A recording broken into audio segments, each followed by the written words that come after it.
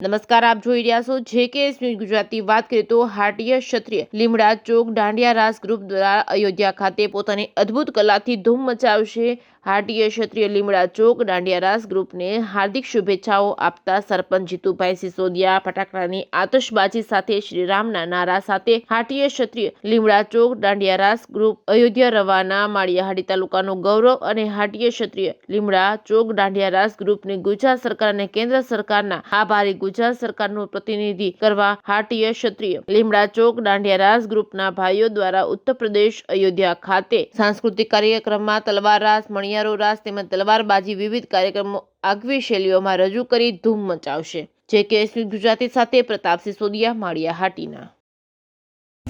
માળિયાહાટીનાનું શ્રી હાટી ક્ષત્રિય લીમડા ચોક દાંડિયા રાસ ગ્રુપ આજે રાજ્ય સરકાર અને કેન્દ્ર સરકારના આમંત્રણથી અયોધ્યા ખાતે જે રાસ રમવા અમે મણિયારો રાસ રમવા જઈ રહ્યા છીએ એ બદલ અમે સૌના આભારી છીએ। સાથે સાથે પ્રભુ શ્રી રામના ચરણોમાં અમને જે રાસ રમવાનો મોકો મળ્યો, સૌ પ્રથમવાર માળિયાનું ગૌરવ કહેવાય એવી શ્રી પોષિત લીમડા ચોક દાંડિયા રાસ ગ્રુપ આજે અયોધ્યા ખાતે જઈ રહ્યા છે 7 થી 15 તારીખના પ્રવાસ સાથે। જય શ્રી રામ, જય શ્રી રામ।